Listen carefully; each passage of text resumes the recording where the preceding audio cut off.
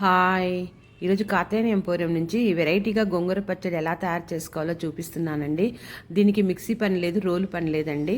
కావాల్సిన main ingredients: ఒక కట్ట గోంగూరకి రెడ్ మిర్చి అండి, కావాల్సిన ఎండుమిరపకాయలు, ఒక స్పూన్ ధనియాలు, ఒక స్పూన్ జీలకర్ర, ఒక పావు స్పూన్ మెంతులు అండి.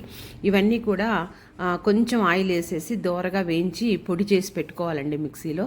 ఒక కట్ట గోంగూర తీసుకొని శుభ్రంగా కడిగి, ఎర్ర గోంగూర అండి, శుభ్రంగా కడిగి పెట్టుకొని రెడీగా మనము ఏ బాండీలో అయితే ఇవన్నీ వేయించుకున్నామో అదే బాండీలో కొంచెం నూనె వేసేసి ఈ గోంగూర అంతా కూడా బాగా మగ్గనివ్వాలండి.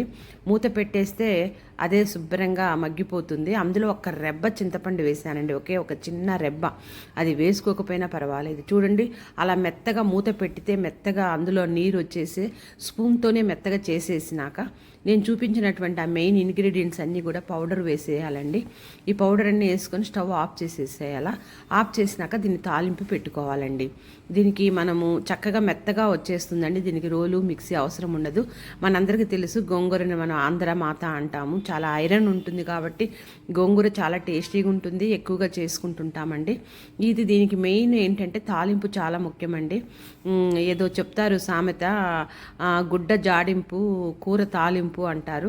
దేనికైనా తాలింపు చాలా హైలైట్ అండి. ఆ తాలింపు శుభ్రంగా అన్ని తాలింపు గింజలు వేసేసి, ఎండుమిర్చి వేసి, కరివేపాకు వేసి, తెల్లబాయలు వేయండి, కొంచెం ఇంగువ కూడా వేయండి. తెల్లబాయలు మరిన్న వేయండి. మనం ఒక ఆనియన్ కూడా కట్ చేసి వేయండి. నిల్వ ఉండాలి ఎక్కువ రోజులు అంటే ఆనియన్ వేసుకొని అవసరం లేదు. ఒక 2-3 డేస్ అయినా పర్వాలేదంటే కూడా ఆనియన్ వేసుకోవచ్చు అండి. ఆనియన్ లేకపోతే గోంగూర టేస్ట్ రాదు ఎప్పుడు కూడా. అలా ఆనియన్ అన్నీ వేసేసి కొంచెం ఎర్రగా వేగిన తర్వాత మనం ఈ గోంగూరను కూడా అందులో కలిపేసి కొంచెం మగ్గనివ్వండి. ఎందుకంటే ఆ నూనె అంతా పైకి తేలేంత వరకు రెడీ.